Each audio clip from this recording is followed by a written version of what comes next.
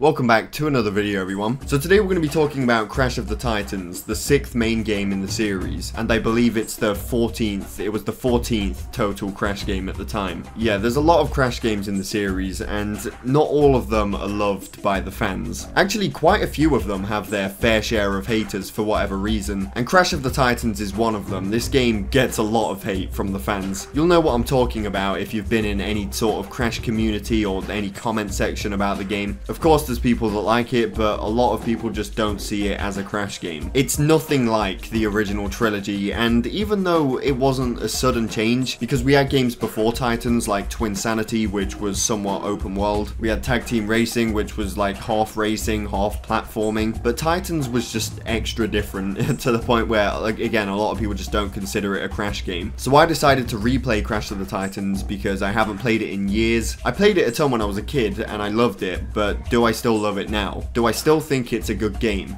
Let's find out. I'm going to be talking about the whole game, by the way, the story, just everything. So the game starts off with Crash, Coco, Crunch and Aku Aku just chilling, but of course Cortex has to come along and ruin the day, otherwise it wouldn't be a Crash game. So Cortex traps Coco and Aku Aku in a cage. I don't know why Aku Aku can't just slide through the gap. In fact, I don't know why his magical powers aren't stronger than some metal bars, but anyway. Crash manages to knock off Aku Aku's cage, but Cortex gets away with Coco. That's the main goal of the game, rescue Coco and save the Wumpa Islands, because we find out Cortex wants to blow them up and take over the world.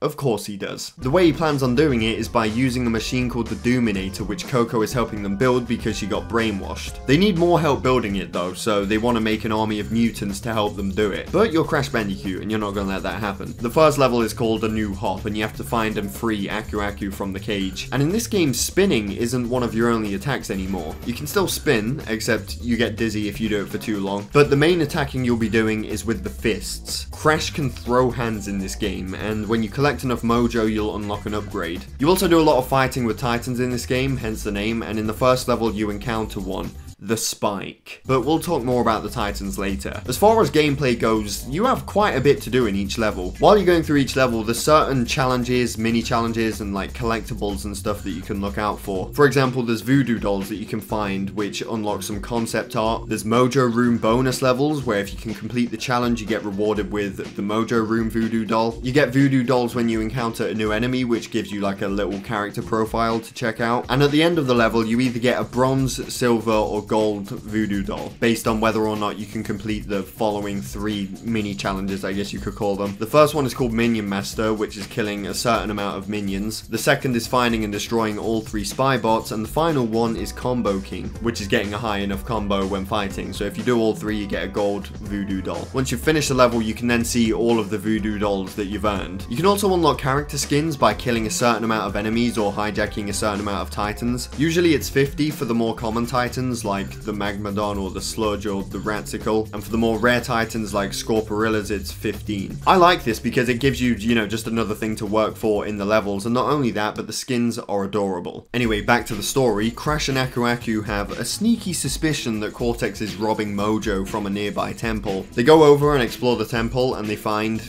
Cortex robbing Mojo from the temple. So Uka Uka takes the Mojo and Coco back to their base, and this is where we have a first boss fight, Cortex. Which isn't really a boss fight, because you just have to destroy a wall that Cortex is standing on. I mean, at least we get to fight Yuctopus, but we're gonna talk more about the boss battle soon. Cortex fucks off back to his ship, and Uka Uka replaces him with Nina. Cortex got the sack for failing to kill Crash, and so Aku Aku and Crash follow Cortex in hopes of saving Coco. Also, the name of each level is a reference or a parody of like other movies and stuff, like A New Hop being a reference to A New Hope, the Temple of Zoom being a reference to the Temple of Doom, and so on. I like that. Episode 8.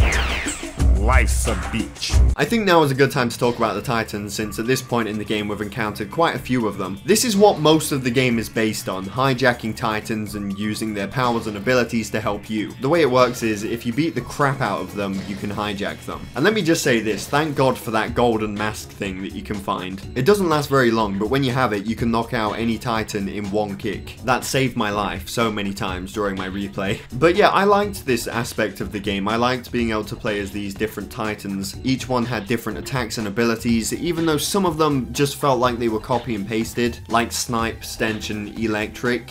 even their designs are similar. But I was a big fan of the designs of the Titans, so I didn't care too much. That's one thing I have a bit of an issue with in this game, certain character designs, which I'll get into later. The Titans designs though, I thought they all looked really cool. My favorite Titan is definitely the Scorporilla, hands down the most badass OP Titan in the game. Every attack it can do is deadly, even the way it walks is cool. It walks like it knows it's the best Titan in the game. Fun fact, when I was a kid I used to have dreams about controlling an army of these Titans and taking over the world. Anyone else? No? I also like how you can unlock a little character profile of the enemies that you encounter. Pretty cool feature, gives them a 360 view and a little description. The next few levels take place in a desert wasteland, which is where we meet the Rhino Roller, another one of my favorite Titans to play as. We come across Tiny Tiger's construction site, but he's not there. And after going through it, over the course of 2 levels or so, there's an entrance to what seems to be a volcano or something. After making your way through there and destroying some drilling machines, you meet Tiny Tiger. Except he isn't the Tiny that we once knew. Crash, I really am cross with you. I'm just trying to do my job, and you go and cause all this chaos. I'm sorry, but I'm gonna have to eat your face. Don't worry, once I'm done talking about the story, I'll get onto the tiny changes. Well, big changes that were made too tiny. Anyway, this is where the second boss battle takes place. This is one issue that I have with the game. It's that most of the boss battles are pathetic. You don't actually fight Tiny Tiger, you just shoot 4 targets and destroy the wall that he's on. Then he runs off, you destroy a couple more walls, and that's it. Stop! No more, please! Another example is the next boss battle that happens a couple levels later with Engine, where you literally just have to hit 3 targets. The major problem with those boss battles is that they don't actually feel like boss battles, because you're not even fighting the characters, you're just being attacked by regular enemies and Titans while you have to, you know, hit a few targets or something. And we have enough of that already. There's parts in the game quite often where you're trapped in one area and you have to fight waves of enemies before you can move on. That's okay, but it's usually just the same enemies, the same Titans spawning over and over and over again. I feel like they could have made those bits a bit more exciting, or at least not included parts like that as much, because there's a lot of them. So when the boss battles are pretty much the exact same thing, it's a bit disappointing. But like I mentioned earlier, you can unlock skins for every Titan, you know, if you hijack a certain amount of them, so at least you get something for it. I like the last 2 boss battles though, Uka Uka and Nina Cortex, because they're actually difficult, especially the Uka Uka one. I struggled with that so much when I was younger. You have to hijack him and destroy the 3 generator things, but you can only destroy 1 at a time, and he shoots lasers at you, and if you get too close, it will instantly kill your Titan. Not only that, but you've got a bunch of mutants attacking and they keep spawning over and over, so it's really hard to, you know, get a chance to hijack him. It's a challenging boss fight. It's a lot better than the previous 3, and I don't know why, but there's this one memory I have of this boss battle that I never forgot. When I was in primary school around the time that this game came out, I remember getting so pissed trying to beat him. Me and my friend were trying so hard to beat him before we had to go to school, and we finally did it, but there's like a 2-minute cutscene straight after, and we had to turn off the Xbox during the cutscene because my mum had to take us to school. You can imagine my face when I got home from school, turned on my Xbox, and had to do the level all over again because the game didn't save. Going off topic there, let's get back onto the story. Tiny Tiger then snitches and tells us where Nina took Coco, so Aku Aku teleports us to Insanity Island, and you can see Engine's weapon factory in the distance. That is where we're heading.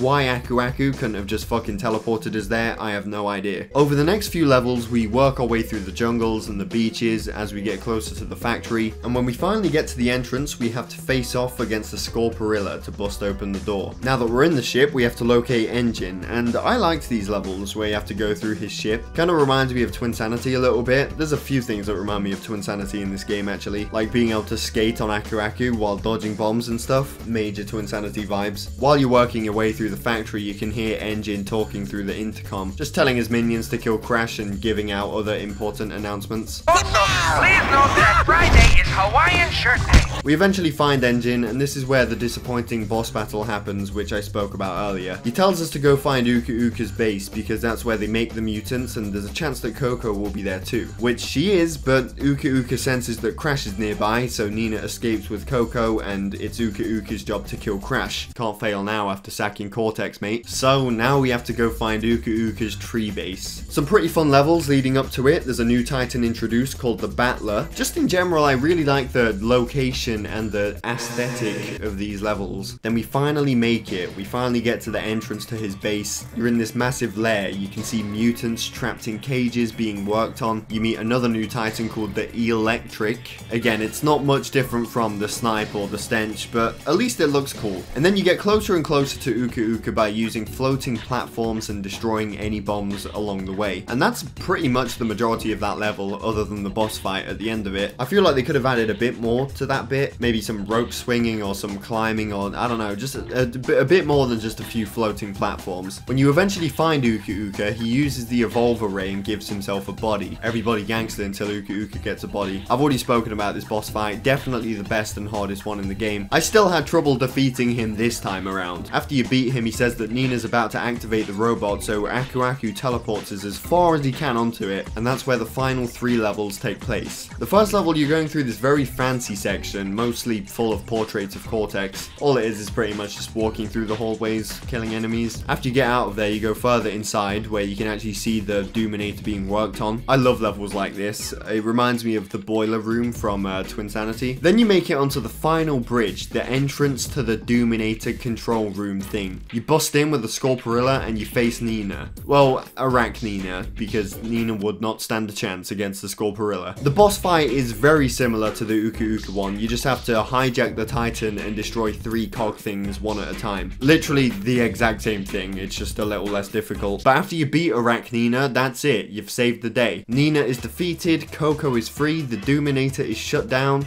and nearly fucking kills Crunch. Cortex forgives Nina for betraying him because it's the most evil thing she could have ever done. And Crash, Coco, and Crunch celebrate by eating pancakes. And Crash actually says something. Now let's go home and eat pancakes! Pancakes!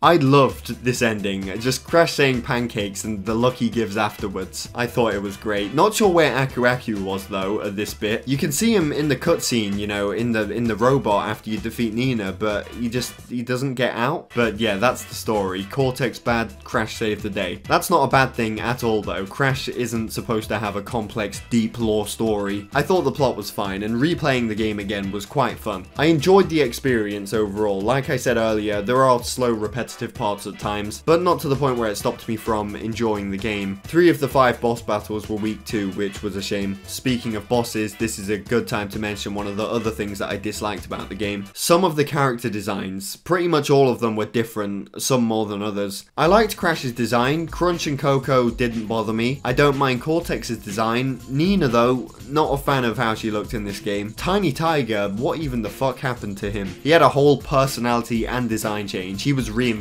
I easily prefer his old self over this one. I think this could have been his brother or something. I think that could have worked, Tiny's brother being the complete opposite of him. But again, it didn't ruin the game for me. He wasn't in the game for much anyway. I had no problem with Engine's design, but Aku and Uka both had drastic appearance changes. I'm definitely more of a fan of their OG wooden plank designs. I know some people that say they like Uka's new design though because he looks a bit more menacing. I see where you're coming from, but I just personally prefer the original appearance. As far as the Titans and the minions go, I've already mentioned this, I really like how they look. And I think that's all there is to talk about. Crash of the Titans was nothing like Crash games that came before it. And in conclusion, I liked it. The story was fine, the gameplay I found enjoyable, although repetitive at times. Some of the boss battles were underwhelming, but there's plenty to do in the levels, like finding voodoo dolls, completing Mojo room challenges, making sure you get gold on each level, skins that you can unlock for the new titans and enemies that you encounter. Some of the character appearances were changed for the worse in my opinion, but overall I had fun replaying the game. So do I think Crash of the Titans is a good game?